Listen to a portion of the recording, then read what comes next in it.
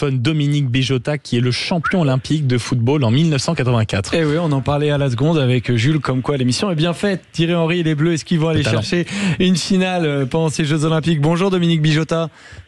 Bonjour. Champion olympique de football en 1984. Alors, il y avait eu du coup une victoire pour l'équipe de France de football contre l'Argentine 1-0. C'était en quart de finale. D'ailleurs, c'était un peu chaud. Ce soir, donc la demi contre l'Égypte, c'est à 21h. Et donc, on a pu atteindre le stade dès la finale depuis 84 et cette victoire à Los Angeles, dont vous faisiez partie, Dominique Bijotta. C'est un joli clin d'œil de l'histoire. Ça y est, l'équipe de France renoue un peu avec son histoire olympique dans le football.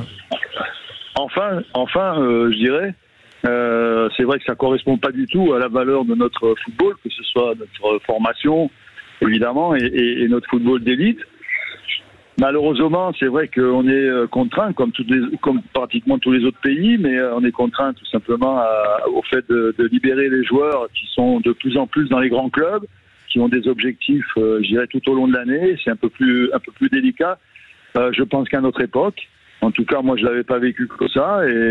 Mais en tout cas, on s'aperçoit que Thierry Henry il a réussi finalement à construire une équipe plus que solide, qui est vraiment très intéressante offensivement et qui aujourd'hui tient le coup défensivement, même si ça paraît pas être l'assurance tout riche que derrière. En tout cas, ils prennent pas de but, donc il y a forcément une forme d'efficacité très intéressante pour aller au bout. Alors, on rappelle champion olympique en 84.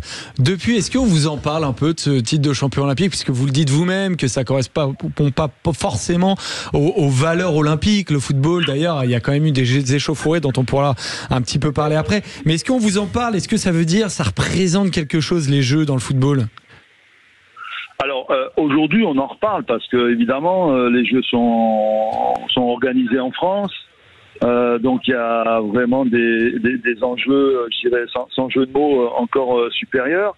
C'est vrai aussi que le football n'a pas bien figuré depuis 84 et notre passage qui a été pour beaucoup une surprise. Pas nous de l'intérieur parce qu'on l'a super bien vécu et on était assez conscient de notre potentiel par rapport à ce qu'on voyait comme opposition, mais il a fallu bien sûr éliminer des grandes équipes comme la Yougoslavie, comme le Brésil, donc forcément il y avait quelque chose de très construit. Moi très sincèrement, juste avant les Jeux Olympiques, dans les matchs de préparation, j'ai vu Thierry Henry à Châteauroux contre la Côte d'Ivoire et je lui ai dit comme un ressenti, je lui ai dit tout simplement, on a été les premiers, éternellement on sera les premiers, mais à la fin de l'été on sera pas les seuls. Ah bah voilà. C'est bon, voilà, un passage de témoin. Mais comme vous avez vu des petites échauffourées comme ça contre l'Argentine, on sait qu'il y a une inimité qui est assez claire sur fond de polémique raciste avec les Argentins. Mais est-ce que vous vous êtes pas dit on fait un beau parcours, mais il y a quand même une attitude, un comportement dans le football qu'on doit peut-être adapter par rapport aux Jeux Olympiques? Oui, c'est vrai que c'est toujours délicat quand on parle de Jeux Olympiques et qu'on a ces images-là et ces propos également qui ne doivent pas du tout apparaître, mais pas seulement lors des Jeux Olympiques, tout simplement dans la vie de tous les jours. Est-ce qu'on peut maîtriser ça? Oui, je pense, en sanctionnant beaucoup plus fortement ces propos et ces agissements, évidemment. En tout cas, moi, je ne vais pas rester là-dessus. Mais je ne veux pas l'occulter non plus, mais je ne veux pas rester là-dessus. Je trouve que l'équipe de France, depuis le début du tournoi, a délivré une très belle image du football. Donc je pense que c'est pas 5 minutes, un petit peu d'égarement, c'est vrai. qui peuvent ternir tout ça. Je crois qu'aujourd'hui, il faut justement, on a tellement souffert depuis 40 ans de ne pas voir l'équipe de France aller loin, que là, au contraire, il faut être très très heureux et les accompagner dans la victoire. Vous en gardez des souvenirs particuliers de cette épopée en 84? Est-ce qu'avec le groupe qui était présent, vous en parlez encore? Oui, parce qu'on s'est retrouvé un peu cette année, justement, même si on n'a pas été reconnu sur le coup. Aujourd'hui, on a la sensation d'avoir plus de valeur qu'il y a 40 ans. Ah, vous avez été méprisé sur le coup, vous l'avez ressenti? Oui, mais ressenti, oui, mais bon, après, c'est les aléas aussi. Il y avait l'équipe de France qui avait gagné l'Euro, donc est-ce qu'il y avait la place pour tout le monde dans le même été? Je suis pas sûr.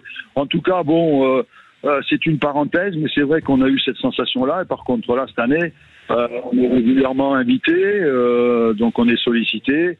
Et s'ils vont en finale, peut-être qu'on y sera tous. Ce serait magnifique. Pour la finale, ça serait vraiment sympa de 40 ans après, quoi. Voilà. Et donc, Donc oui, on en parle évidemment cette année, ouais, et c'est très bien parce que ça veut dire aussi que même si c'est pas le sport roi des Jeux Olympiques, je pense que le football mérite d'être aux Jeux Olympiques.